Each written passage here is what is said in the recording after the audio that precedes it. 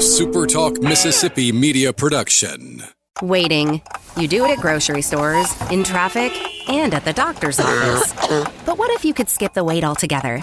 Introducing Trust Care Plus, a healthcare membership that makes feeling better even faster. Skip the waiting room and enjoy priority access at any Trust Care clinic. Sick kid? Text your care crew day or night. Get discounts on prescriptions and so much more. Wait no more. Feeling better just got a whole lot faster. Join Trust Care Plus today. Plans start from just $15 a month. Learn more at trustcarehealth.com/plus. I'll pre-record on my count. 7, 6, 5, 4, 3, 2. Roll A, fade up on A.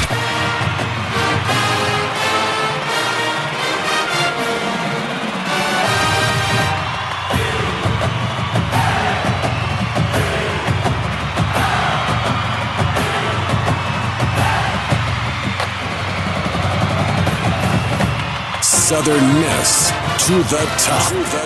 You're tuned in to the Eagle Hour. All right, here we go, everybody. SuperTalk Eagle Hour is on the air and on the road. We're at Midtown Corner Market, our annual fundraiser for Homes of Hope Charities in Purvis, Mississippi. This year we're asking folks to bring by canned and other types of food that can be taken out to Homes of Hope. Some gift cards if you'd like to make sure that some of the kids living out there have a nice gift card for Christmas Day. We would greatly appreciate that. I've already gotten a good collection of food already starting to come in. We're going to be talking about the year-round food drive that Corner Market Food Stores puts on for Homes of Hope as well. And we've got a great show lined up for you today. Excuse me, Noah Crook, assistant basketball coach for the men's team, is going to be joining us here in just a few minutes. Luke Johnson, Hall of Fame football player. Luke Johnson, remember him? No, I don't remember Luke Johnson. I remember Dr. Luke Johnson to you. Okay, I remember that. I remember him. Dr. Luke Johnson will be joining us. He's going to come around at 2 and hang out with us for a while. So we'll be glad to revisit with Luke. But first, let's take care of a little sports business, basketball. And as I said, Noah Crook will be joining us here in a few minutes to talk about the men's game. Dima, let's talk about the women's game. Women are off to a great start. They handled South Alabama pretty easily last night. And, again, it looks like, to me, a much improved women's basketball team. Yeah, I mean, of course, they kind of pulled away there in the end. It was kind of a difficult game for most of the evening. But yeah, that they got off to a nice start, hit some shots. And I think they're going to be, a force in the sorry, I'm trying to pull up the stats. My phone was being weird. But yeah, I think they're going to be a force in the Sun Belt this season. South Alabama, really good team. That's not like a, average Sun Belt team. I think that's going to be one of the top competitions that they're going to face in the Sun Belt. Of course, Southern Miss kind of pulled away there in the second half. You look at the stats, Carly Keats, of course, didn't have her best night, and Southern Miss still won by 19. She only had 5 points. They were really, lifted by the work off the bench by Ja'Kayla Johnson, who had a career-high 20 points for them. And so they were able to shoot the basketball well, almost 50%. And so when you can do that, get steals and play with cohesion, especially when one of your best players only has 5 points, you're going to win a lot of basketball games. I mean, if you had told me going into that game that Carly Keats would have had 5 points and they score 84 points, I mean, you feel pretty good about it. So I'm excited to see what they continue to do over the season. And but as we've said, for some reason, Southern Miss teams just play so much better at home, basketball teams. So I'm interested to see what happens when they play on the road. But, of course, they host Louisiana on Saturday, who's winless this season. They're 0-10. So that'll be interesting. Hopefully it's not anything like the men's game last night, because that was just abysmal, though. And we've always joked about the only team that has ever had any success against South Alabama in any sport has been women's basketball. That's been the only. So as bad as the men's teams have been against South Al, the women have done their part throughout the years in beating South Alabama. So they continue to dominate the Lady Jags. What's the biggest difference you see in this year's team and in previous women's teams? They just can shoot the basketball so much better. From their ability to press the basketball, especially on the press and the fast break, and then kick it out for three-point shots. That's just been what's missing. And they have 3 or 4 girls who can do it. You'd normally have, the Dominique Davises, the one star player, Malia Grayson, the big girl inside, all these things. And But this team, they don't have like a Dominique Davis or like a Malia Grayson. They have like 4 different players who can all shoot the basketball, drive the basketball, and really be physical inside the paint. And that's something that was really encouraging to see last night. Kayla Johnson, like I said, she came off the bench. Like, she didn't even start, and she had 20 points. So that's going to be great to see over the next few games. And the fact that they can shoot the 3 ball is what's hurting the men's team. Yeah. The men's team cannot shoot the 3 ball and make it. On a consistent basis. And I think even with – we got some bad news with men's basketball that we're going to talk about a little bit later, star player probably being out for the year, is that these teams are going to play zone against the men's team and make them make those 3-point shots. And if that's what happens, and now with Tavares being out for the year, which that's not confirmed, but it's speculated. It's going to be a while. Yes. Let's just put it that way, if at all. Then they're going to have to go back to the drawing board, and if the 3-point shot is included in that, it could be that's bad news for Southern Miss. They just have not been able to make the 3-point shot. We're going to be talking more to one of the coaches here in a few minutes, but really neither men's team looked very good, did they? Well, yeah. Well, of course, we all knew Louisiana was just terrible. I don't think they've even scored over 65 points this season. You know, they shot just abysmal. Southern Miss just – man, they could not buy a basket. And talking with Jay Ladner last night, he was like, man, we were getting the looks. Like, it wasn't like it was contested. Like, we had open shots, and they couldn't even hit those. Shot 33% for the whole game, 33%, 31% from the 3-point line. And another thing that was just really bizarre almost, the free throw shooting wasn't good last night either. I don't have the official number here, but the free throw shooting, they got to the stripe 39 times and only made 26 of them. So you're leaving out 13 points there. You know, it was not a good night, and it wasn't like that they were like turning the basketball over and just playing sloppy. They legitimately just could not make shots. And when you can't do that, when you're playing a pretty decent game other than making the shots, you're going to lose more than you're going to win. And I think the old notion that sometimes you play down to your competition. Southern Miss is better, a lot better than they played last night, but Louisiana was not playing well. And then you have the situation with the Louisiana coach getting into the altercation with the officials and people having to be, restrained, from the coach getting any closer to the officials. He got ejected. Yeah. It was kind of a mess. That was a bizarre scene. And my tweet is kind of blown up on Twitter, but, the coach, he went over at that referee, and that referee threw him out, and then – I didn't know what was about to happen. It looked like a physical altercation about to happen on half court, and then they finally kind of corralled him, and he started going to the sideline. Then he had more words to say to, like, the policeman. Why do I always miss this kind of stuff? I don't know. It was aggravating. Go look. It's on Twitter. It's blown up on Twitter. But if you've ever played sports at a high level or covered it like we have, they'd lost 10 in a row. The Cajuns had lost 10 in a row. Things have not been going their way, and sometimes you just get ticked off. Yeah. Well, to be fair, I mean, if you look at the line, like I think Southern Miss had, 39 free throw attempts to like Louisiana's like 8. So, whether or not you agree with that or not, that's a pretty high 39 to 8 or 10 or 12, whatever it was. You did send me a video of a really monster dunk, as I told you. It reminded me of myself back in the day in high school. When I'd sky up there like that. Actually, that was a poster. Didn't that make one of ESPN's top? It did. Number 7 on SportsCenter last night from that dunk. But now water gets a little deeper with the Red Wolves coming in here tomorrow. So you're really looking at a tale of two cities. You saw how the Eagles did last night with a team that they should have beaten, but now Arkansas State comes in here, and they've been probably, if you look at the overall situation in the league, Arkansas State has probably, and we'll ask Coach Crook when he joins us in a minute.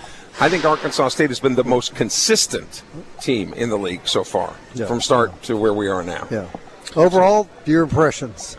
You just hope they can shoot the basketball better. I mean, that was really what was holding them back from last night. It wasn't like they were playing bad basketball; they just couldn't make shots. So, and if they start making the shots, they're going to be fine. And other than about 1 or 2 games, Tavares has been the leading scorer. Right.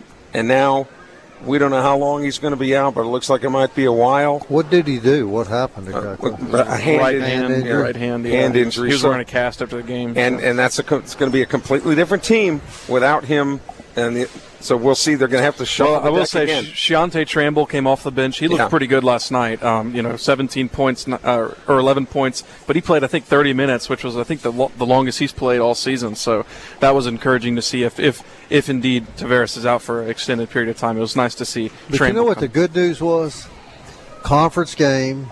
Won the conference game. Yes. 1-0 in the conference. And at the end of the year, that's really all that's going to matter.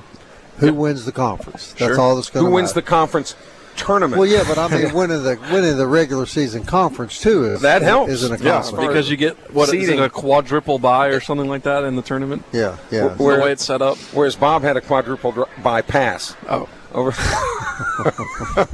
Why do we put up with him? Do you have any idea? Well, if you would have heard what he said on WDAM in the 90s, you want to. Why? No. We don't want to go back there. I know all about some of the things he said on WDAM. Had I said those things, I'd have been fired. Yeah. Well, you were fired. Now that I think about it. What do you think I'm doing sitting here? This is where all the WDAM former sports directors who grew faces for radio come, Dima, in case you haven't noticed that. And bodies for radio, too. Correct. We should get Mitchell Williams out here. He could just reinforce I saw Mitchell Williams at CVS a couple hours ago. He was about to head to New Orleans for the New Orleans Bowl. Yeah, and you're going to be in New Orleans Tuesday. Yep. Bob, you're off next week, so I'm going to have to be here holding down the fort, you guys. All right, Noah Crook is an assistant basketball coach with the men's team. We're happy to have him here at Corner Market. Hey, if you're listening to us, please stop by. Bring us some canned food for the kids out at Homes of Hope. Bring a gift card if you like. We've got 5 here on the table already. And just buy canned goods. Just buy some canned goods here at Corner Market. Bring them up to it. We'll give you a T-shirt and a big thank you on behalf of the kids at Homes of Hope. All right, Noah Crook, basketball coach. We're going to continue talking basketball from Corner Market in Midtown. Stay with us.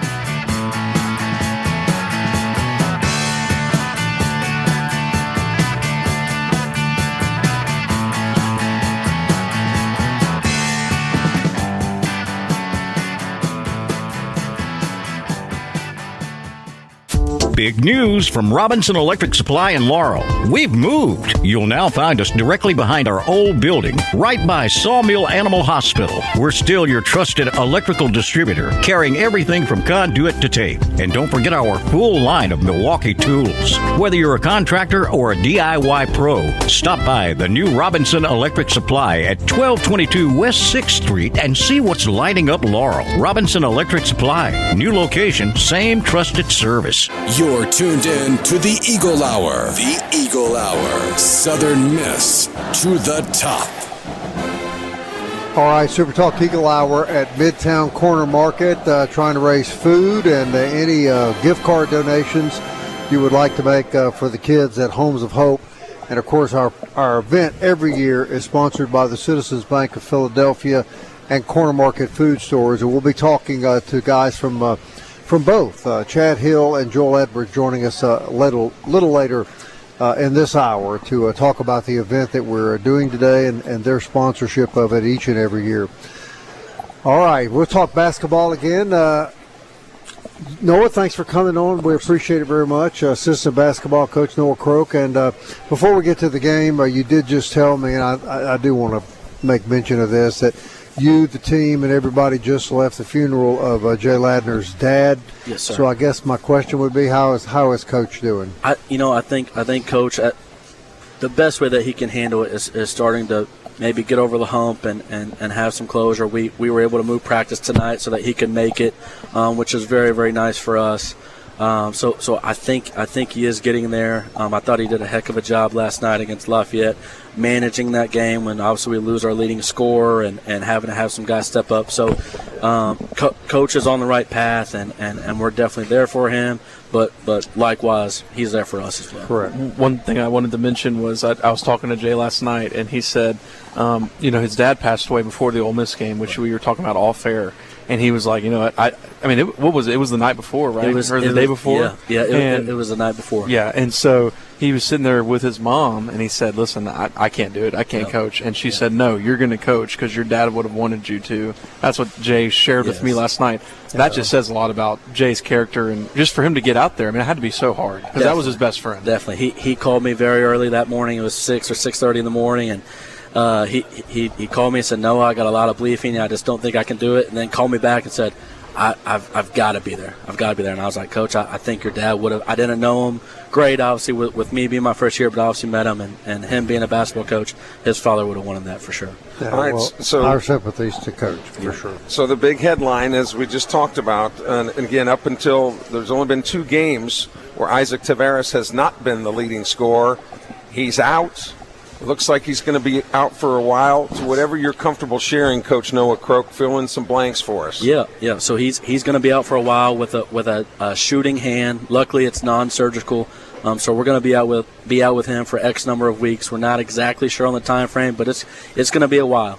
But we have preached. I know the last time I was on here, we preached depth. We preached, hey, we've got 13, 14 guys that can play right now. Well, now it's time to show that, right? So we've cut our rotation some the past few games, but now we've got our leading scorer down, a guy that plays 30, 35 minutes a game. Well, now it's time for that depth to step in. And I think our team is obviously not excited to lose Isaac, but they're excited for the opportunity now, and now it's a next man up mentality. But how does that change the dynamic of this team and the way that you're going to have to operate? We 100% are going to look a little different in the sense of it may not be only taking 8 to 10 three-point attempts a game. Now we're going to have to stretch out and have to make 6, 8, 10 a game. But there is some shooters that are on that bench. We may be a little smaller at the wing spot or the guard spot, playing a guy like Keontae Tramble, Izzy Hart, Brewer Caruth. But all of those guys, of course, they're different from Isaac, but they have strong characteristics and strong values that they can bring to our team as well. A player like Dylan Brumfield, who, at William Carey was just dropping like 30 points every single night. Now, he hasn't had that production here, but feeling like with Taveras' status, this is a chance for him maybe to get some shots up, maybe a little bit more dynamic on the offensive ball. It's very ironic that you say that, because right after the game, me and Dylan have a very close relationship, and he looks at me and goes, got to get back to my Carey days now. So he understands that, and him being a 24-year-old senior point guard for us, he understands that, and I think he's another guy that, okay, he's only scoring 4 or 6 a game, but he's capable of going and getting you 10 or 12. Yeah. And then we get a guy like Izzy Hart who's very explosive. Maybe he's coming off the bench or insert him into the starting lineup. Keontae Tramble steps up. And then we've still got some other guys. We've got an Ole Miss transfer, Robert Coward, who's just starting to finally get healthy from a knee. Falou Jung is a 6'11 shooter. We can maybe create some more shots for him. So it's going to have to be by committee how it has been, but we can't preach depth and then we lose our leading scorer. Well, now it's time for that depth to come in and save us for a few weeks. With the fact that you guys have not really shot the 3-ball very well, Coach Croak, would you anticipate other teams throwing this zone at you and say, look, you better start making some threes? 100%. Arkansas State plays a 2-3 zone. We fully anticipate to see zone tomorrow. That'll be a big part of our prep. But we're going to see zone. That's without a doubt. We've got to execute our stuff. I do think inserting another shooter into the mix should help maybe open it up. You seen last night against Lafayette. They went to a 2-3 zone, and then we started making some shots, and then they went man. And we, of course, most teams like playing against man, but we've got to be able to show that we can make shots against the zone if we don't want to be zoned. We talk a lot on this show about the wholesale transfer of teams. I think everybody but 2 on your squad this year is different. But how difficult is that, and how long does it take to get those guys playing as a team? It takes a while, and to be honest with you, I don't even know if we're there yet. I think everybody on our team right now, including coaches, would say, we haven't even played our best basketball. I didn't think we gave our best shot at Ole Miss, and we were right there till the end. We definitely didn't give our best shot last night. We have a lot of room for improvement. It's difficult to manage. Everyone's managing it. Maybe not to the extent of having 14 new guys and things like that, but it does take some time. But that's a big part of our job, is getting these guys to learn each other, believe in each other is a big facet, and then also trusting the coaching staff to put them in positions to be successful. Tyleek Weeks had a nice little poster dunk. What did you see on that play? Yeah, it's funny. My man doesn't he doesn't dunk much in practice, like if we're going through warm-ups or if we're getting ready to go, but he definitely is an aggressive player. He deserves it. He spends a lot of time working on his game. He spends a lot of time on the scouting reports. Coach Bryce had the Louisiana scout, and he was asking questions. And Tyleek, we call him Bully. Bully answered every single question that Coach Bryce asked, which says a lot about him and his game prep. So he deserves it. he gets to, him being our second leading scorer. Now he shifts to being the main focus, and we'll see if he can fill in some shoes as well. So if you guys win tomorrow, when we win, how does that change the outward expectation of this team, your Eagle team? Yeah. So we expect to be at the top of the conference. We think that we've got the team to do it. We think that we've got the talent to do it. Arkansas State has a talented group, but we have a talented group as well. So when we win tomorrow, we're going to put a great product on the floor. We're going to put a great game plan together. But we're just going to chip away one game at a time. It's an 18-game conference schedule. We want to be playing our best basketball in March. Hopefully, like you guys talked about, hopefully we have that 2 or 3 or 4 game bye where we only have to play 2 games to go the national tournament, go to March Madness. So we want to be playing our best basketball then. And if we can do that, and like I said, this team has so much room to grow. So much room to grow from an offensive standpoint to a learning standpoint to a turnover standpoint. So we want to be playing our best basketball late February, early March. And before I let you go, my last question, as a native Hoosier, originally from the state of Indiana, can Indiana win the National Football Championship? Absolutely. I think they can. Absolutely. Sure. Kurt Signetti, their head coach, is awesome. Fernando Mendoza is awesome. I think they've got a chance to do something special. They've had some injuries on their O&D line as well, but again, I go back to his 60-minute interview that Kurt Signetti just had. He's next man up mentality. Sophomore O lineman, step right in, no problem. Well, they've already done something pretty special. No doubt. They're undefeated. They won the most prestigious league maybe in the country. Oh, I like to hear that. Yeah. I like to hear that the Big Ten's better than the SEC. And, and here they are playing for the national championship. So win, lose, or draw, it seems to me they've had a pretty special year. Definitely. Yeah. And who would have ever thought you'd say that? Indiana football. Maybe basketball, for sure. Yeah. I think this team, and correct me if I'm wrong, I feel like they flashed what you're talking about playing the best basketball. It's really just about finding how you put it all together. Yes, and being consistent. Not in the sense even from a scoring standpoint, but who's going to be our 9 or 10 that we know every game going into that 3 weeks from now, whenever we go to Arkansas State, okay, this is our 9 or 10. These are our guys. We know what we're going to get from him. And every game we've got closer to that. But, again, I think there's so much room for improvement for this team. Now, it's going to be a different product than what you've seen through the first 12 games. It is, because we don't have a guy he's top 5 in 2-point field goal percentage and 2-point field goal rate in the country. So now we're going to have to play a little bit different. We're going to have to hit some outside shots, which I'm great with, and I know our staff is. But we've got a lot of belief on these guys. But we're going to need a guy or 2 or 3 to step up and really fill the void for the next few weeks. I love how Tavares is not afraid to go to the hoop. Of course, it's all for naught now that he's benched. But I love the fact that's not a guy that you would expect to hammer to the hole. But man, there's just no two ways about it. That's where he's going. He is fearless. He is determined. He's determined to get to the rim. He's not fascinated about shooting threes or even mid-range. He wants to take that thing to the cup, which is very, very nice to have in a player. It really opens things up for others. So we're going to be eager to get him back, but it's a next man up mentality, and we've got 2 or 3 or 4 guys that we're really eyeing to step in and fill that void. Hey, before we run out of time, how do you like these double headers? These are new. We're not used to seeing it. Yeah, it's different. It's different. I do think it helped the crowd last night. We were pretty pleased with the crowd.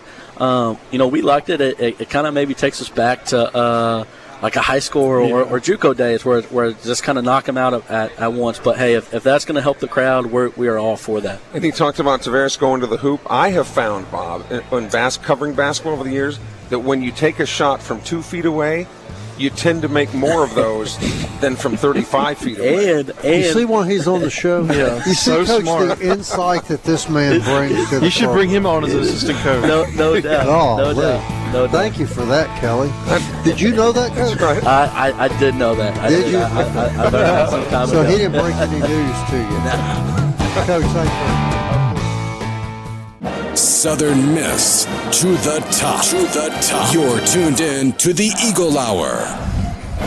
All right, we're glad you are. Thanks for tuning in each and every day to the SuperTalk Eagle Hour. We're broadcasting today from Midtown Corner Market. We're raising food and gift cards for the kids at Homes of Hope in Purvis And we're asking you to stop by just as that gentleman just did there and dropped off some food. We've got a good start on the food donations today, and we've got a good start on the gift cards. And anything that you can add to the pot would be greatly appreciated by all the kids out at Homes of Hope. I don't know, Joel Edwards is joining us right now. He's the COO of Corner Market, and Chad Hill, who is the Hattiesburg president of the Bank of Philadelphia. Both businesses have been with us since the very start of this deal. And I want to say, Joel, this is the 12th year, and I should have known that for sure. I think you're right. That sounds right. So we just want to tell you, both of you guys, how much, number one, we appreciate it. And the Bank of Philadelphia, the Citizens Bank of Philadelphia, you guys don't have to be involved in this every year, but you always step up. What is it about this effort to do good things for the kids at Homes of Hope is important to the bank, Chad? Yeah, we appreciate getting the opportunity to be involved. That's something we're big on as a bank, is just being plugged into our local communities and finding ways to give back in meaningful ways. And this has been a great opportunity for us to do that for, like you said, 12 years now. So, like I said, it's something we look forward to every year and are always happy to be a part of, and glad to see it continue to be a success. And it's a good feeling because through the years that collectively we've all been able to do some things with the biggest help coming from the public that have made these kids happy. And all you got to do is be around some of them just for a few minutes, and you understand the importance. Joel Edwards, not only do you guys raise food year-round, and I do want to talk about that because we want to remind everybody over the next couple of hours that at every corner market throughout the Pine Belt, you'll see a donation box as you exit the store. That's right. And all of that food year-round goes to Homes of Hope. It does, and like you said, it pulls at your heartstrings, and you want to help the kids out, and we always have the box so you can donate year-round. Of course, this event always kicks it off and really helps to drive that. But, yeah, you can come in and get food and donate and know that it goes to the Homes for Hope and the kids there. Now, let me tell another little secret about Corner Market. That not only do you do that, you literally allow those kids to come in here once a week and shop as if they're grocery shopping, and everything is on the house. They do. They come in, they grab a cart just like any customer would, and get to shop throughout the whole store and get what they need. And we enjoy being able to provide that. Yeah. How long has Corner Market been tied to Homes of Hope? Oh, I don't know the exact year. I know it's been at least 15. It could be more than that. Yeah. As long as I can remember. Yeah. And let me mention somebody else. She's not here. We're going to try to talk to her a little later in the program. But Melissa Socher and Keith Socher at Keith Co., huge supporters as well. They've made a major contribution to this year's effort, as they do every year. They have, yeah. Melissa and the team over at Keith's are great. We sell some of the products that they do, and Melissa brings some of those things into us. But, yes, they're a huge supporter as well. Yeah. Chad, how is the banking world these years? The banking world is as interesting as ever, but things are, I think, trending in the right direction for us. And we've had a good 2025, and I think things are shaping up to be good in 26. Is it true that the Citizens Bank of Philadelphia is such a generous bank you would even entertain a loan application from Kelly Center? No, I'm sorry. I shouldn't have gotten carried away there, should I, Dima? He didn't answer yes quick, I'll tell you that. That's right. Why has Corner Market been so tight? What has been so important about Homes of Hope for Corner Market? Just being able to provide for a great organization that's local. We try to pour into the community and support anything local. And, of course, there's locals you can get to where we are. Yeah. So, again, just happy to provide for kids in need. And we try to support everything local.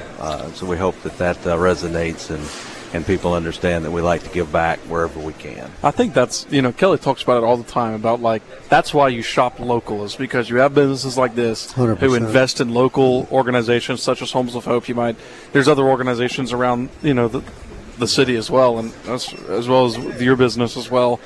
It's just, I don't know why. I mean, if you're going to go shopping, come to Corner Market. It's a local business. They're also investing back into the community. You don't have that at the mom and pop stores. We appreciate that. We've been serving Hattiesburg and the surrounding areas for over 50 years now. Is that right? We were talking about that the other day. It's just, golly, time flies, but we've been here for 50 years. And we wouldn't be here without all the great customers that continue to come in and shop locally and support us. So we hope you come out and get your holiday meal from us and come see us in any of the. I said this last time we were here. You guys serve the best ice cream. You'll sell the best ice cream. So. Yeah, we want to apologize about last year when you were so generous and brought. Did you know what happened? The Jenny's ice cream. Yeah, you brought that ice cream over. Me and him got one bite, and Sanders started licking all the spoons where nobody would eat anything, and then he ate the entire quart. Was it a quart? I think it was 2 quarts, actually. It might have been a half gallon. That's another thing about your store. You guys sell a lot of unique stuff, and we do. You proved to me a few years ago, Michael Mergens, who's producing this show, was originally from the Chicago area. Right. And he was telling us about genuine Chicago hot dog. Yep. And daggum, if you guys didn't show up at the radio station with every ingredient for the original hot dog. Well, we can't do it every time, but we try to get anything that anybody needs. So, of course, we hope that that's something that folks will realize, that if you come in and we happen to not have that item, let us know, and we'll do everything in our power to find a source to be able to come get that to your store. Yeah. Well, I can't really thank you guys enough for all you do. We wouldn't be doing this event year in and year out without your help, and you've all, both of you, have been extraordinarily generous. And I know that, and so Chad, and I think I explained this to all of y'all, this was the first year we didn't really raise toys. And so it's probably not quite as dramatic because there would be toys everywhere. People love to donate toys, but there were no young children at Homes of Hope. But this is just as important, and I think in a way maybe more important. Right? I agree. Yeah, I think it's at least as important as it always has been, if not more. And like I said, it's just it kind of brings you back to the reason for this season. Kind of keeps you focused on the right things, and like I said, it's an honor to get to be a part of it, and we look forward to doing it for many years to come. How many branches now at the Citizens Bank of Philadelphia? So we've got 26 locations across the state. So we're a Mississippi bank. We're headquartered in Philadelphia, Mississippi, but we kind of span the state from Oxford down to the coast. Like I said, 26 locations across the state, and we're proud of that. We're proud to be a Mississippi bank, and and then here locally, we're awful proud to be here in Hattiesburg as well. So. And how many corner markets do we have now? So we have 22.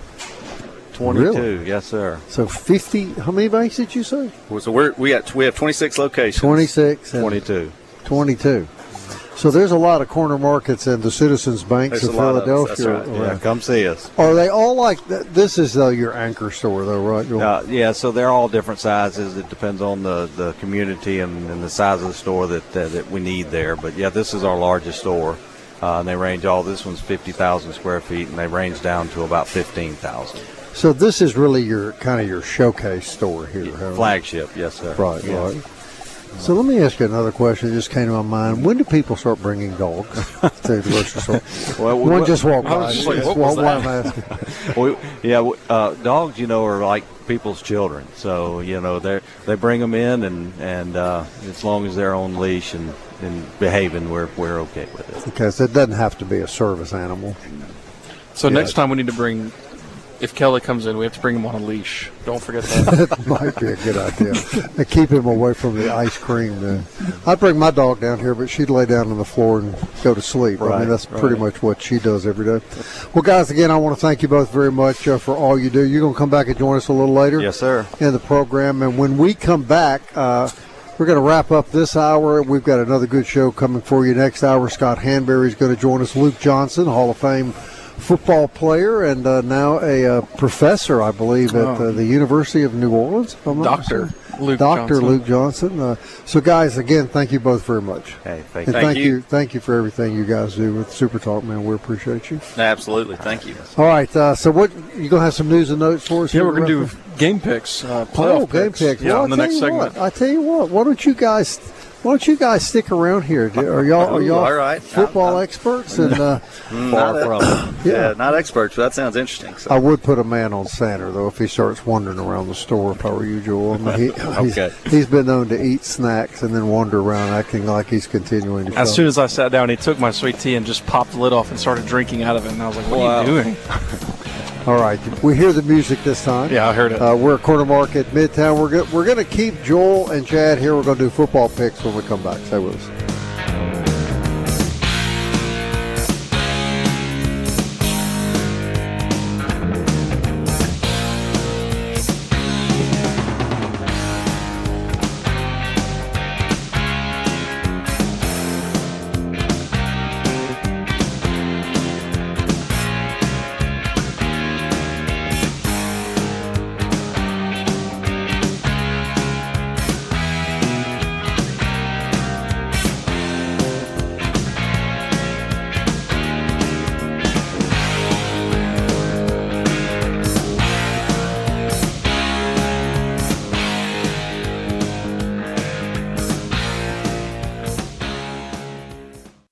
Big news from Robinson Electric Supply in Laurel. We've moved. You'll now find us directly behind our old building, right by Sawmill Animal Hospital. We're still your trusted electrical distributor, carrying everything from conduit to tape. And don't forget our full line of Milwaukee tools. Whether you're a contractor or a DIY pro, stop by the new Robinson Electric Supply at 1222 West 6th Street and see what's lighting up Laurel. Robinson Electric Supply. New location, same trusted service. Eagle Hour. Southern Miss to the top. All right, welcome back. SuperTalk Eagle Hour on the road. Midtown Corner Market. Raising gift cards and food donations for Homes of Hope in Purvis. And this is the time of the year. We do it every year, and it's a really important event and one that we hope you can participate in. We'll be down here till 3 o'clock this afternoon, so you got plenty of time to bring us a gift card or bring some food, and we appreciate the men's basketball team making a food donation on their way out of the door. All right, last segment of the first hour, we're going to do football picks, and we decided to invite Joel and Chad because they told us both that they're experts on this. I don't know how I got into this. And so let's go, Dima. I guess the first question is the Bengals the worst team in the NFL? Yes. Okay. Yes. All right, let's move on. I'm just kidding. All right, well, tonight's the playoffs start, the first round. Number 9, Alabama, on the road at OU. So let's go around the horn. Who do you think's going to win tonight? I'm going to take Alabama on this one. On the road. Yeah, it's I don't know. My heart says Alabama, but I feel like Oklahoma's going to be tough to beat at home. If any team got, quote-unquote, messed around, screwed, whatever you want to say, it would be Oklahoma. I mean, Oklahoma went to Tuscaloosa and beat Alabama, and the reward is you get to play them again. And I don't think they beat them 2 times in a row. I think Alabama wins the game. My thing is, like, Oklahoma doesn't have an offense. Like, they refuse to move the football. Like, I can't even believe they've won 10 games. Like, their offense is awful. I think this is going to be a real low-scoring game. I just trust Alabama's offense more. Oklahoma does play defense. They do. You're right. But if you look at that Alabama game where they won, Alabama had like 430 yards of offense, and Oklahoma had like 190, and Oklahoma somehow won. Right. It's crazy. So, right. But I think Alabama's going to pull that one away. Bob, you said yesterday that JMU's going to beat Oregon, so you're going to stand by that? No. No, I think Oregon in a track meet. Yeah, it's hard to pick against Oregon in that game for sure. Yeah. Same. I think it's cool that JMU's in the playoff, but I've compared them all week to like the sacrificial lamb. Well, the best news about them being in the playoffs is Southern Miss gets a chip. That's right. Yeah, that's right. That's right. Tulane at Ole Miss. This is an easy game for Ole Miss. Ole Miss got, Ole Miss got the best draw of any team in the playoffs. Ole Miss wins easily. Yeah, I agree. Ole Miss easily. I feel like it should be an easy win for them too. Yeah, Ole Miss for sure. I think it's going to be a very close game. I really do. Really? I think there's so much outside noise with Ole Miss. I think they're frauds. I don't think they're good at all. Go ahead. Are you picking Tulane? I'm picking Tulane. It's my upset. All right. It's my upset of the week. You guys hear that? I don't know if I can get there. I didn't know if I could get there, but it's like so Tulane. the game they played against Ole Miss, that was when their quarterback got hurt in the first quarter. So I'm kind of throwing away the 45-10. This is a Tulane team that went on the road and beat Northwestern, which is a Big Ten team. They hosted Duke and beat them. So they have shown that they have the ability to beat Power 4 opponents. I think Ole Miss, there's just too much, Ole Miss probably wins, but my heart says pick Tulane because I can't say that the SEC is frauds and then pick all of them to win. So I'm picking Tulane. So Miami on the road at A&M. I think Texas A&M wins at home. Yeah, I think Texas beats Miami. I think they're a good bit better than Miami. I think we're going to see that in that game. A&M for sure. Okay. Yep. Yeah. So I'm going to pick Miami because all right. But guess who's the outlier on the program? But, I mean, to start the season, like the first 4 weeks, we all said it was Ohio State and Miami, the two best teams in the country. And then Miami loses to Louisville, and everybody's like, yeah, Miami stinks. So I don't think that. They have just such tremendously good players on both sides of the ball. Reuben Bain is a defensive lineman for Miami. I think he might be a top 5 draft pick. And Texas A&M just have not looked good the past few weeks. They obviously lost to Texas. They should have lost to South Carolina. They were down 34-0 and came back and won. So I don't trust them to win this game. And so I got Miami moving on. So that it? That's the 4 games. That's the 4 games. All right, gentlemen, we're going to hold you to account. All right. Remember, this gets taped. Yeah. And we may come back Monday and play the predictions. I'm on record saying Tulane's going to beat Ole Miss. So. Yeah. And you also picked another odd game. Who was that you picked to win? You went against the group here? Oh, Miami beating Texas A&M. Yeah, Miami. Here's the question, guys. Does JMU really deserve to be in the national playoffs when you're leaving out schools like Notre Dame? Chad, let me put you on the spot. Ooh, yeah, that's right. Softball questions from you, huh? As much as I love them being there, I think, like I said, obviously Southern Miss benefits from them being there. I think you take the top 12 teams in the country. I don't know that they really should be there if you're looking to really keep if you're looking to crown the national champion and you want the best teams playing for that. I don't know that they should be there, but I do think it's a feel good story, and like I said, I'm happy Southern Miss gets to benefit. So, what do you think, Dima? Should JMU and Tulane be in the national playoff? I think a group of 5 teams should be in. I don't think 2 should be in, but a group of 5 teams should be in because they deserve some representation. That's the true in all tournaments across NCAA. I think what they should have done is had Tulane and JMU play last week in a play-in game. Well, that's a good idea. Have the 2 best group of 5 teams play in a play-in game, and then let Miami and Notre Dame play in a play-in game. Because they weren't playing conference championship weekend either. So let these teams on the bubble play in a play-in game. But there's no reason Notre Dame should be at home, and you have 2 group of 5 teams who are both 20-point underdogs in the first round be in. Gentlemen, thank you both for being here today. We really do appreciate it. We'll bring you back later in the hour. We'll continue our broadcast from Midtown Corner Market, Super Talk Eagle Hour. We'll be right back.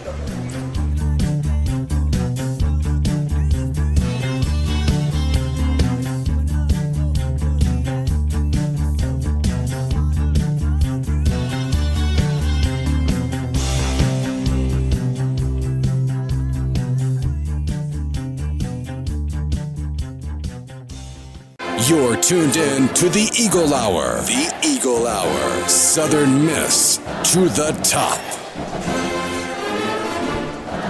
Hey, welcome back to the show, everybody. Eagle Hour is on the road today. We're at Midtown Corner Market, raising food and gift card donations for Homes of Hope for kids in Purvis. And we brought the CEO of Homes of Hope on with us, Scott Hanberry.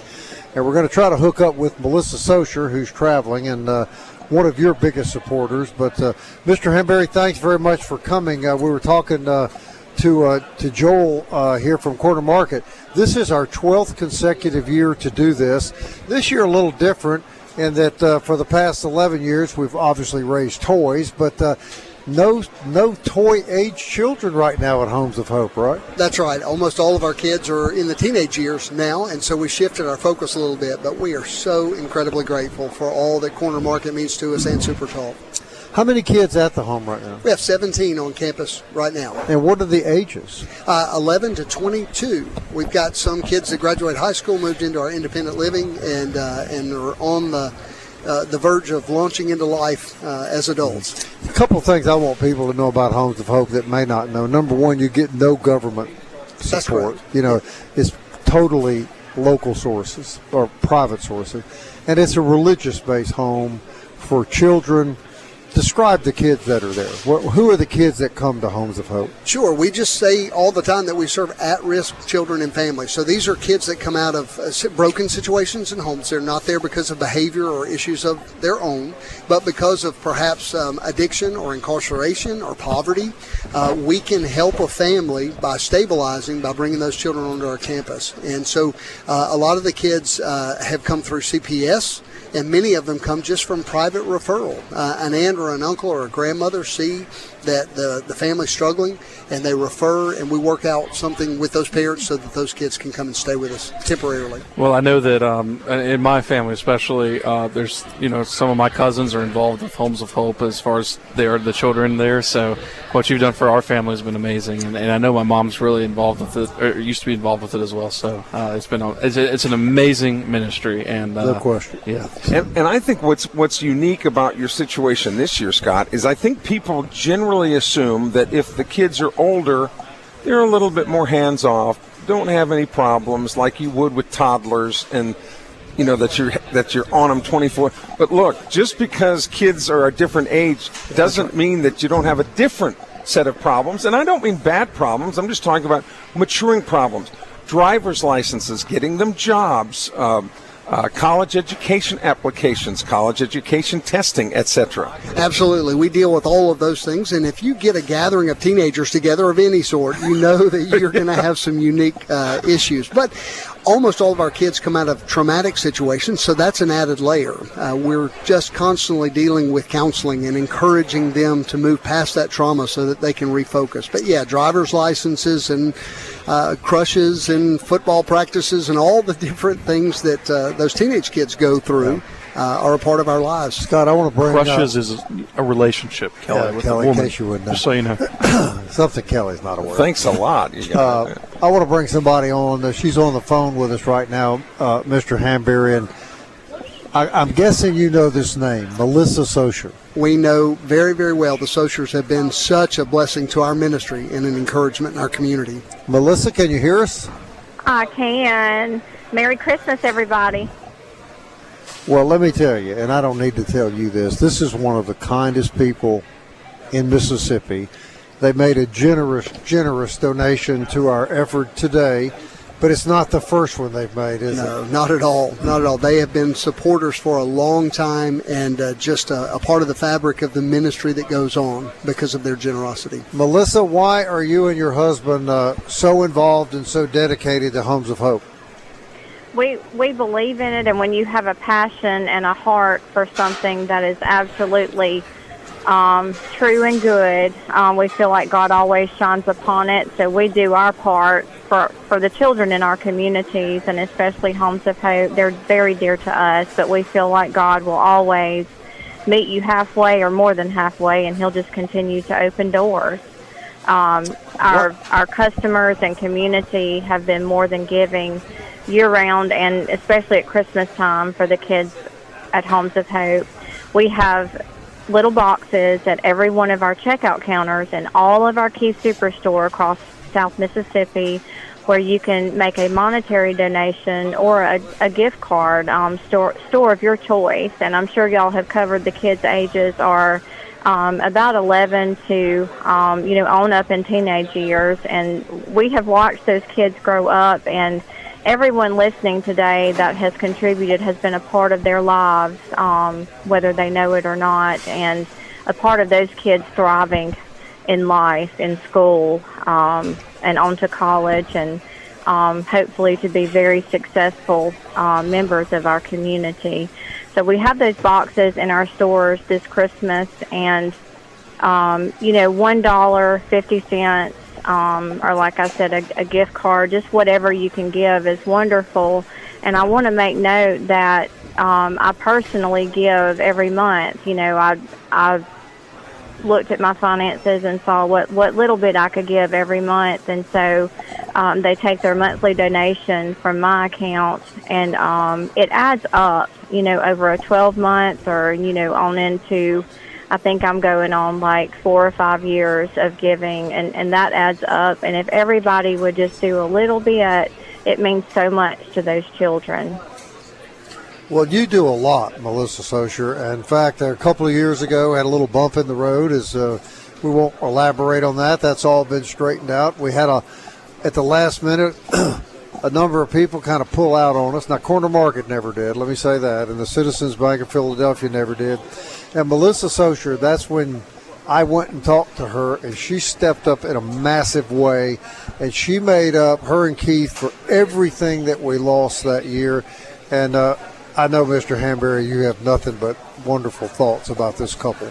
Again, just so incredibly overwhelmed with gratitude for all that they have done. And you mentioned we are privately funded, and so it's just the caring of folks like the Sochers, and those monthly gifts are just the bread and butter. They're the lifeblood of our ministry. And there's really, you can't sit still, Scott. If you sit still, you're going backwards, essentially. That's so right. So tell us about the future vision of Homes of Hope and where you hope you're headed. Sure. We're continually working on our campus and making improvements there. We're working toward some outpatient counseling where we can help families. We can do more training with families, working a lot with CPS, with USM, and with William Carey, bringing students in. And so we just see an expansion of additional cottages added. I mentioned the last time I was on SuperTalk, there are 4,200 children in state custody in Mississippi, and we just find that unacceptable. We want to be a part of reaching as many as we can. Many of them are in foster homes and in placement like ours, but more has to be done, and that's our vision. Just breaks your heart. Melissa, what would you like for people to know about Homes of Hope? I know you're traveling, we're not going to keep you on the phone long, but what would you like for people to know? Sure. So you mentioned that, the hiccup in the road that the home faced a few years back, and I just want to encourage folks to remember that it was not those children's fault, and it is not their fault that they're there as well, and they're still there, and they will be there, until they grow up.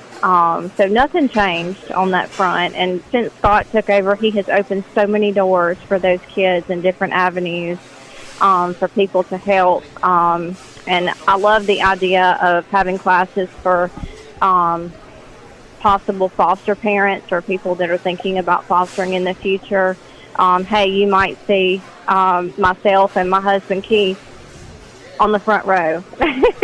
We've actually tossed that around in the past, and so Scott's making a way, hopefully, to make it easier and more accessible for folks in Mississippi to consider fostering, and that is very dear to my heart. But we'll continue to help Homes of Hope, no matter who the director is. The house parents are absolutely wonderful, and we're so grateful for our partners in town and all the small businesses that have contributed. We encourage everybody to do so. Corner Market has been absolutely wonderful from day one, and I always make a point to mention them because they do so much for the home, and that is so consistent. Right. Well, Melissa, thanks to you and Keith both very much for everything you do, and our relationship with her is just outstanding, and she's part of the SuperTalk family. You do know we adopted you a few years ago, right, Melissa? I feel like I forced my way in. We love y'all just as much, and when everybody comes together and all the small business owners in Mississippi, we can move mountains together. It's incredible. Merry Christmas to you and your family, Melissa. Merry Christmas, Bob, and everybody at SuperTalk. Have a blessed day. Thank you very much. Thank you. Scott, where do you possibly put 4,200 kids?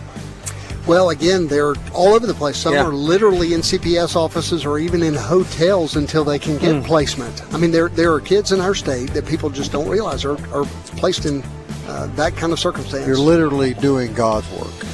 We feel it's close to the heart of the Father to take care of widows and orphans. Thank you very much. Thank you very much. Merry Christmas to you. Merry Christmas to you. Scott Hanberry, everybody, Chief Executive Officer of Homes of Hope. Bring us some canned food, gift cards, whatever is in your heart. We'll be right back from Corner Market in Midtown.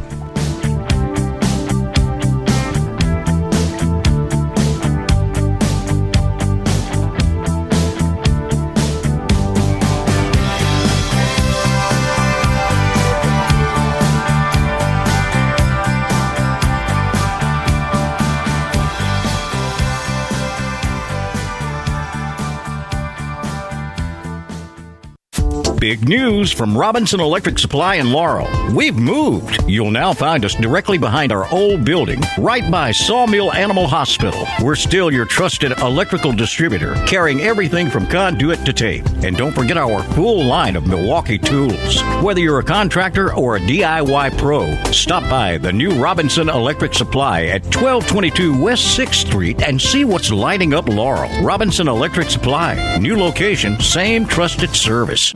Southern Miss to the top. To the top. You're tuned in to the Eagle Hour.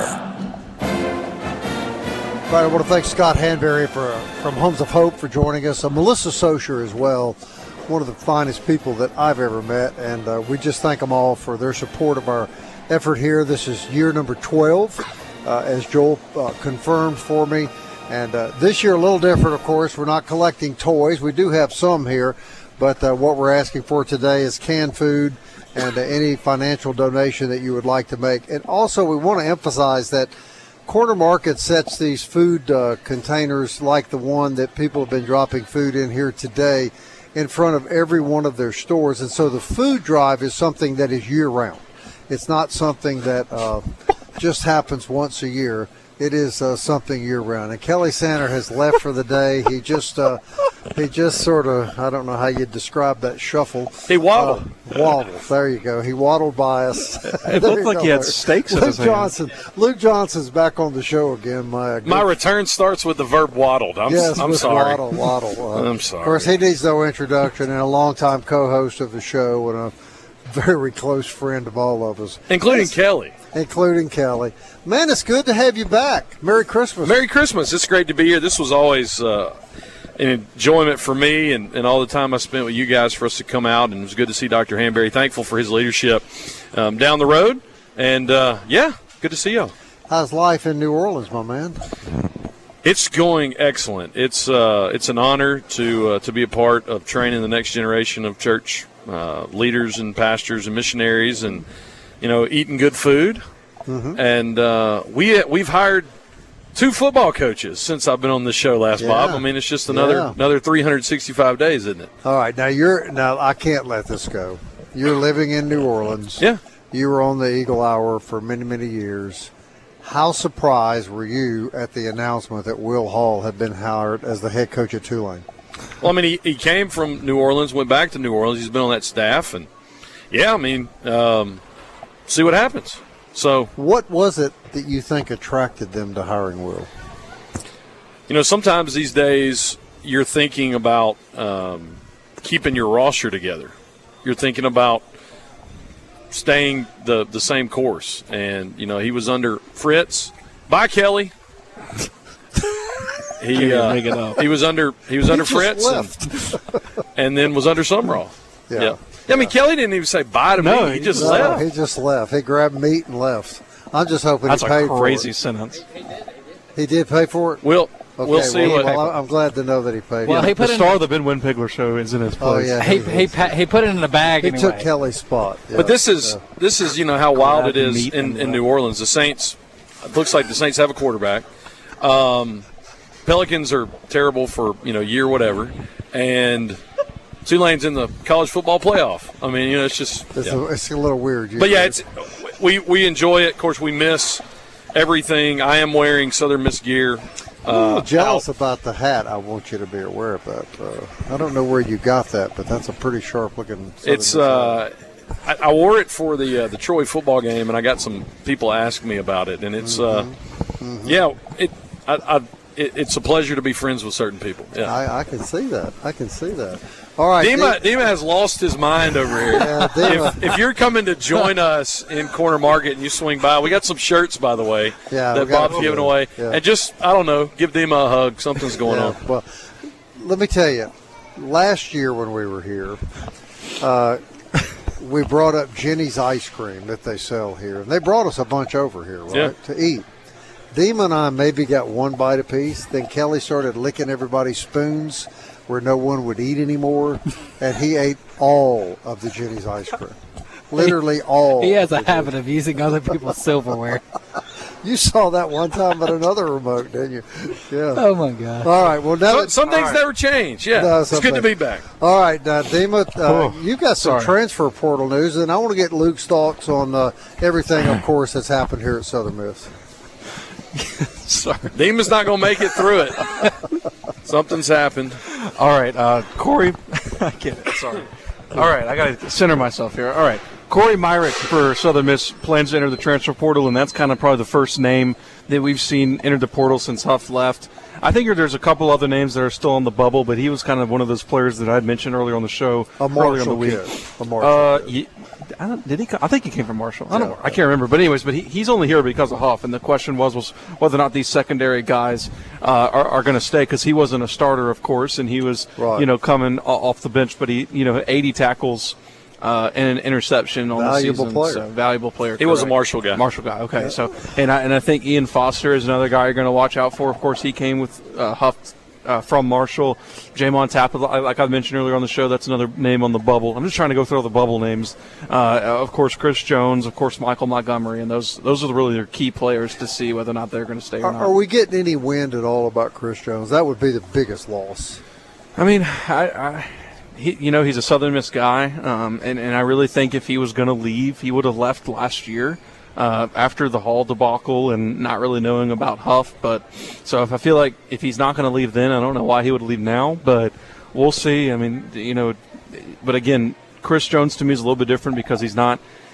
The money isn't as big of a deal to him as it is other players, because he was offered a lot of money to go to an SEC school last year, and he decided to stay. Here's a question though, because of the baller that he is, do you feel like the team's response to we've heard what Braxton said, when they found out Huff was leaving, we're going to win this football game, all that. Do you feel like though we haven't? There's no wind of it because these dudes are. I know the portal didn't.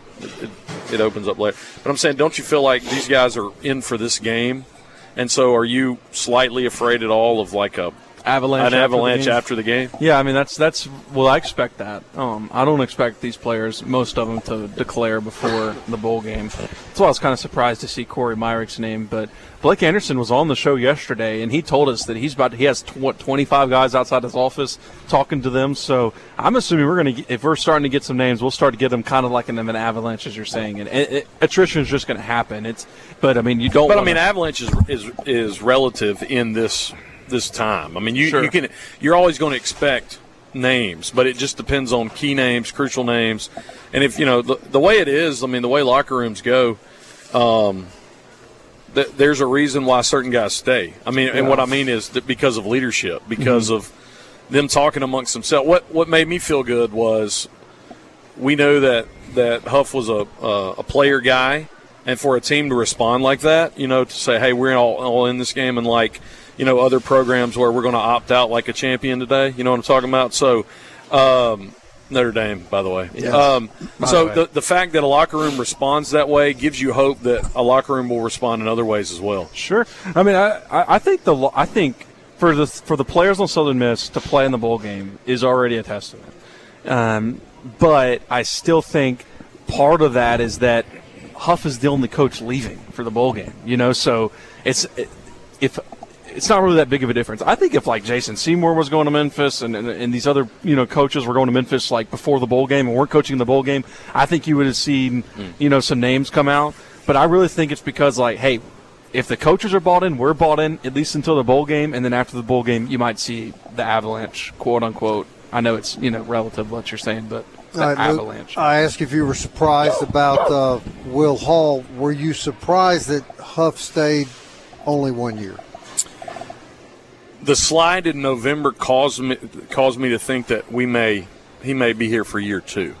Had we made an appearance in the championship game, if we'd got to 8 wins and in a championship game, I thought there was just no way in the world. I think we were all prepared for that. I mean, even how things have played out with Coach Anderson, I think everybody saw the possibility of that OC hire as you basically lock in 2 head coaches. I think a lot of people thought that, regardless of whether or not, the decision that's made to I'm cool with it. I think it's great. You keep momentum going and all that. But I think a lot of people, even without thinking about a second coaching hire, they saw the offensive coordinator hire as that. And so for it didn't surprise me. I think a lot of people now, what Charles Huff taught Southern Miss, showed Southern Miss how to operate, as a G5 program in this era of college football, and that's probably his greatest contribution. Sure. In less than 365 days, he blazed the trail and showed us how to do that. Yeah, I think it was the amount of jobs that were open that to me, like, all these jobs were open. There's no way one of these rippled down jobs, such as a Memphis, who obviously he went to Arkansas.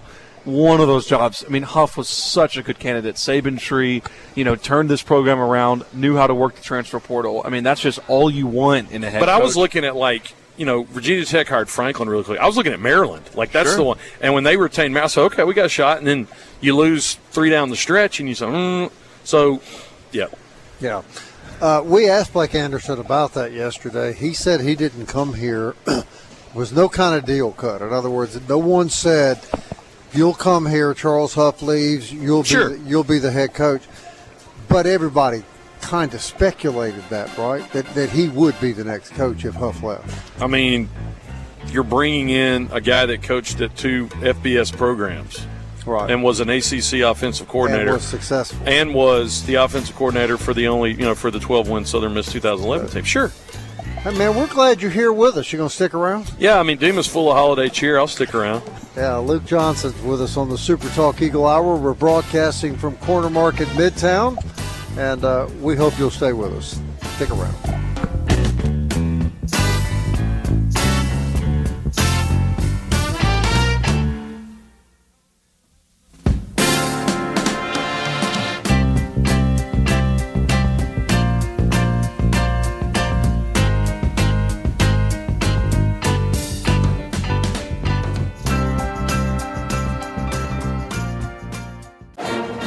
Eagle Hour, Southern Miss to the top. Hey, welcome back to the show, everybody. Broadcasting a second hour here from Corner Market in Midtown Hattiesburg, raising food and financial donations for Homes of Hope, a great facility for kids down in Purvis, Mississippi. And again, a quick reminder that they have these food boxes, drop-off boxes for food at every corner market throughout the Pine Belt. They're not only here today. We pulled one over here with us today, and they've gotten quite a bit of food. They're going to be in every store all year long. So throughout the year, when you buy groceries at Corner Market, you come in to pick up a few items, or whether you're buying your weekly groceries, just pick up 2 or 3 cans of canned food, drop them in these boxes, and throughout the course of the year, it really makes a really big difference. And we'll hear a little more from Joel Edwards, the COO of Corner Market, here later in the show. But right now, we've got our old friend Luke Johnson here with us, and we're going to have a little bit of a debate here, I think. My man tomorrow. Not about Kelly. No. He's history now. He's gone. I hope that comment's history. Yeah, I didn't even realize that we made that comment. It's because I'm distracted by Ben Winpigler himself sitting at the table. He's sitting next to me, and I feel the shine. It's I have that effect on people. Yes, it's pretty stunning. It's that beard, I think. Yeah. Kind of that Taliban look he's got there. Yeah. Luke Johnson looks a lot like Matt Patricia. He's sitting here right now. That's who he looks like. There is some favoritism there, isn't there? Matt Patricia. Yeah. All right, let's debate this. Dima Mixon does not believe... No. That's not what I said. All right, I wouldn't even start with that. Explain for yourself. The argument is, should we have 2 group of 5 teams in the playoffs? Not does JMU or Tulane deserve to be in. It's should we have 2 group of 5 teams in the playoffs? You don't think so? I do not think we should have 2 group of 5 teams. It's the wrong question, though. The question. So, what is your argument again? This is the professor and me coming out. So, state that again.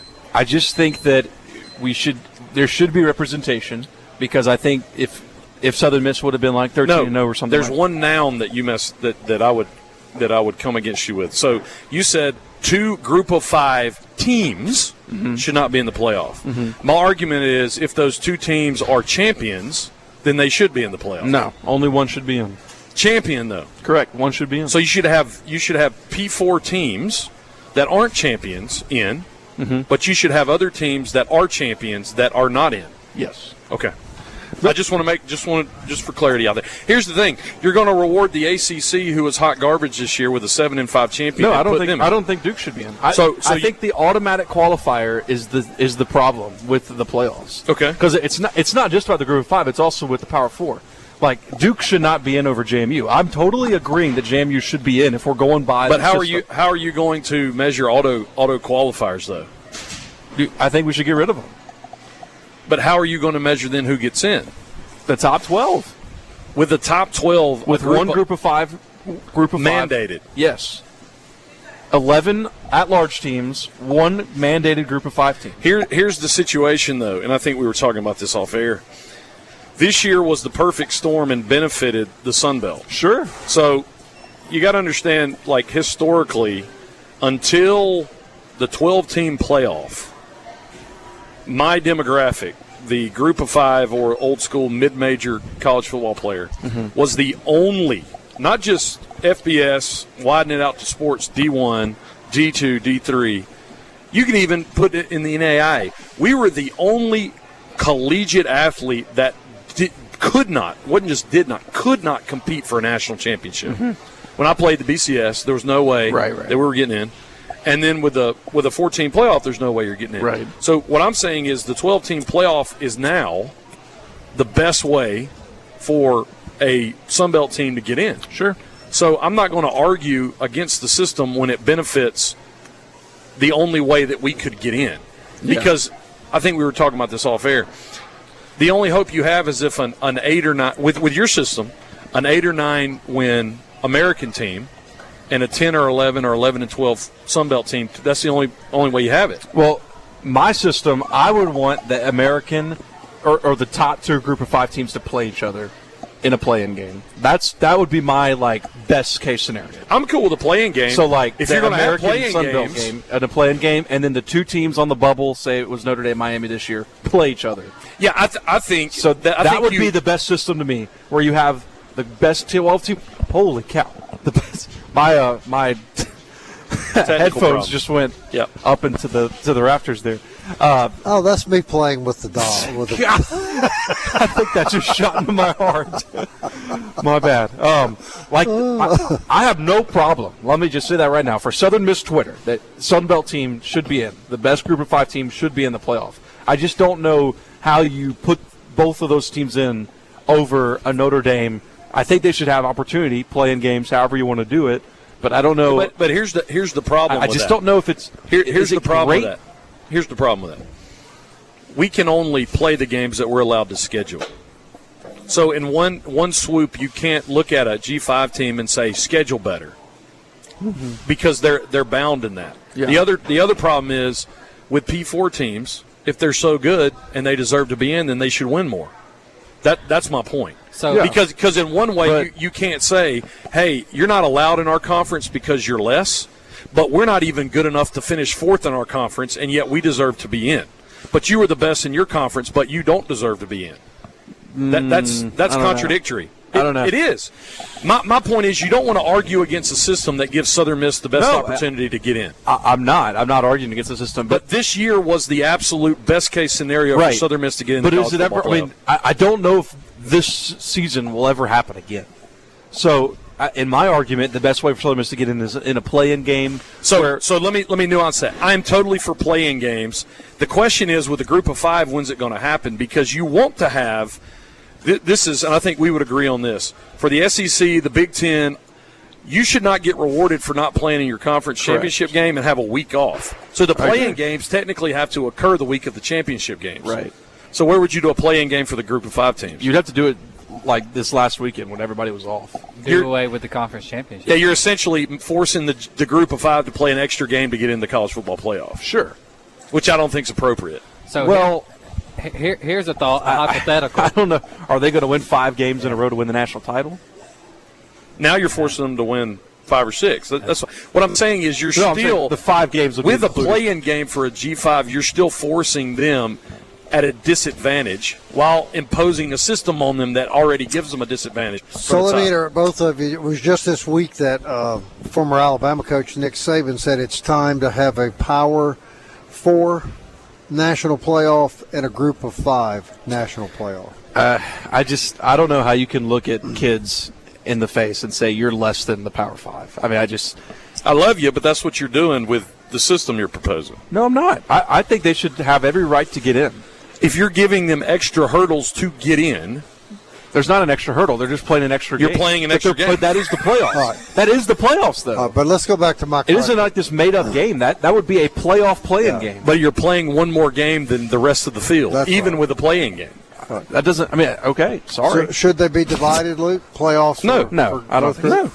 You would have been insulted as a college football player to be told you need to play in the group? Put it this way. When I played – the college football playoff was Memphis. If we ended up in the Liberty Bowl, we had done everything that we could have. Like, I mean, I'm not being rude or whatever, but everybody that played with me knew that we couldn't win the national championship. Mm-hmm. We could win the conference, and we can end up in the Liberty Bowl. Mm-hmm. That's the reality of it. You know, even the closest that we were was when we lost to when Southern Miss lost to UAB in 2011. They would have probably been in the BCS Bowl. Correct. They still wouldn't have competed for the national championship. Correct. It's a good banner. Right. No, it's a fascinating discussion because they're gonna do something to screw out the Group of 5. I just know they will, and I just think that's wrong. So I'm trying to make it where they got to have representation. I do not think we should split off. That's a terrible idea. Here's something else. There should be absolutely zero, and this is an argument you can't make because of TV revenue. There should be absolutely zero preseason rankings until week 6. Oh, I'm totally for this reason. Everything's correlated, and so if you're out of it, mm-hmm. you don't have time to make up the difference and therefore get ranked at the end of the year. Sure. We can all agree that the system is not where it needs to be right now. Is that correct? College football is. It's never been. Yeah. But that's just part of it. Yeah. It's part of it. Yeah. Well, I'm not going to sit here and bemoan. It's like you embrace it. I'm just simply saying I want the best case possible for my team to be able to do what I was never able to do, and that's compete for a national championship. And the system right now is that, and I agree with you there. I just think that maybe do a play-in game. I don't know. Who knows? Who do you like in the playoffs, Luke Johnson? I mean, I think probably going in, you probably have to tip your cap to Georgia just because of how they're built. But it will be interesting to see if Ohio State and Indiana, whether there was a Big Ten mirage all year when their two teams played. I mean, you see, Ohio State beat Texas early on. I think probably Georgia. It'll be interesting to see what Indiana does. Yeah. Tell you what, I mean, he said it, Signetti, who's former Sun Belt coach. Sure. All he does is win, and he's done that for 2 years. I would say watch out for Oregon. They're not talked about a lot. Yeah. 11-1, only lost to Indiana. They're going to get some players back. Watch out for Oregon. We'll be back. That doesn't mean that I was cheering for the SEC in it. But I know you well enough to know you weren't doing that. We'll be right back. Corner Market, Midtown.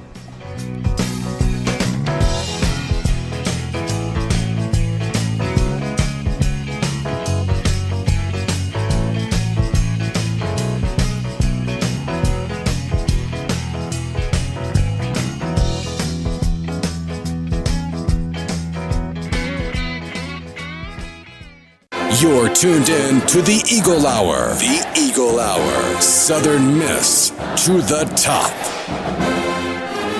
Hey, welcome back, everybody. We continue to broadcast here at Midtown Corner Market, the 2025 Homes of Hope.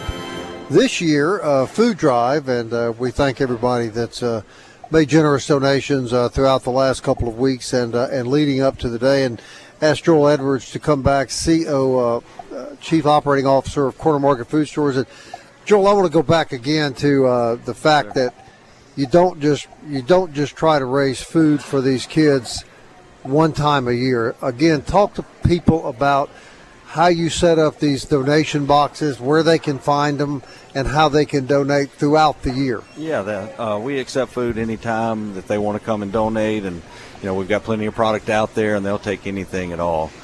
So we accept it year-round. Again, this kind of kicks it off and gets a good bump there, but anytime anybody wants to donate food to Homes for Hope, we'll gladly accept that. Now, is that just in the Hattiesburg area? Yeah, mostly in the Hattiesburg area, yes, sir. I see. Mm-hmm. Do you get a pretty good continuous donation throughout the year? I can't say enough about our customers. They're so generous and great, and it's a constant flow of product for the kids out there. And you said you had some personal contact with Homes of Hope, your family. Yeah. Some of my cousins and stuff have been, through that organization, just with some family issues with that side of the family. But they've turned out just incredible kids, and man, it's such a great organization.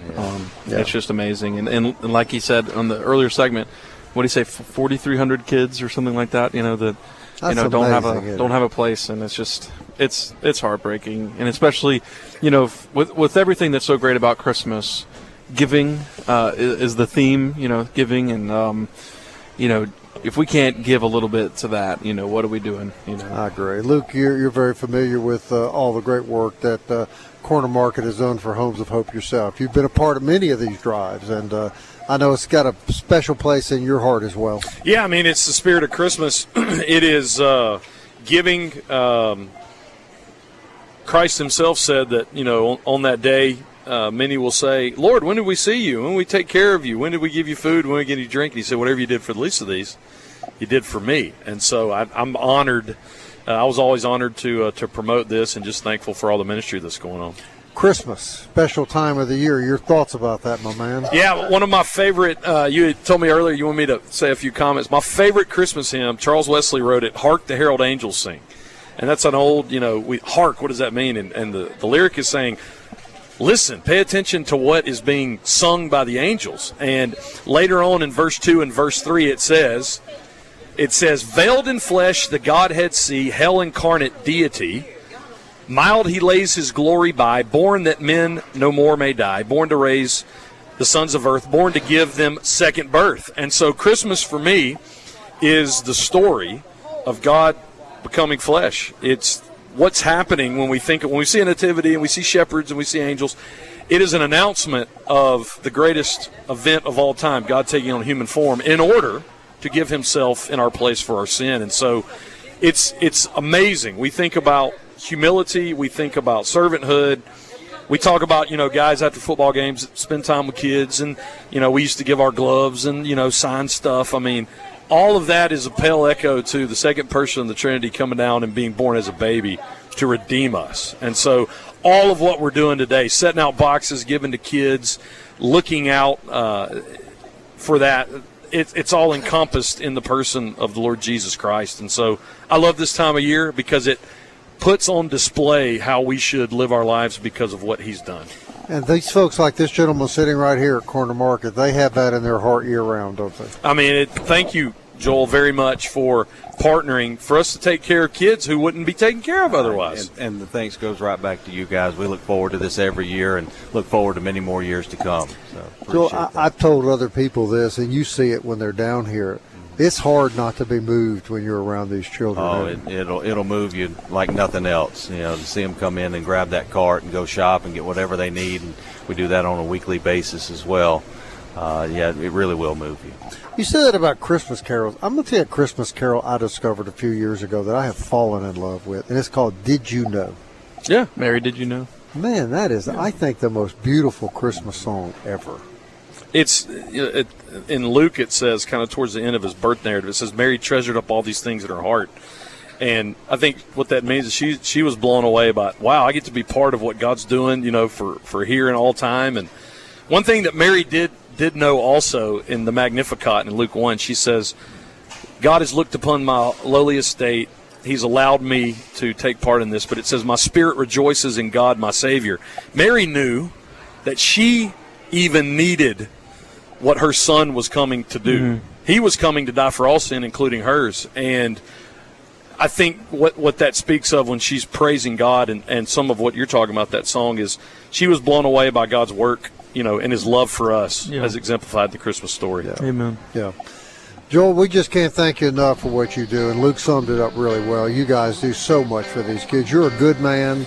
The ownership of this company is a wonderful family, and it is, as Luke said, it is a real honor to do this with you in Corner Market every year. Well, it's an honor for us as well. Merry Christmas to you. Hey, Merry Christmas to you guys and everybody out there listening. Come see us at Corner Market. Thanks again. We're looking forward to next year already.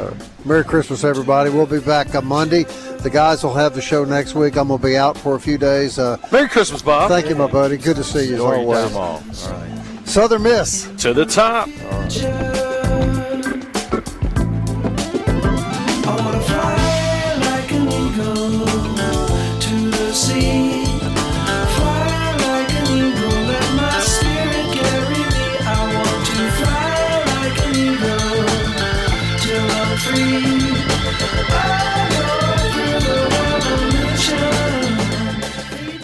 Waiting. You do it at grocery stores, in traffic, and at the doctor's office. But what if you could skip the wait altogether? Introducing Trust Care Plus, a healthcare membership that makes feeling better even faster. Skip the waiting room and enjoy priority access at any Trust Care clinic. Sick kid? Text your care crew day or night. Get discounts on prescriptions and so much more. Wait no more. Feeling better just got a whole lot faster. Join Trust Care Plus today. Plans start from just $15 a month. Learn more at trustcarehealth.com/plus. A SuperTalk Mississippi media production.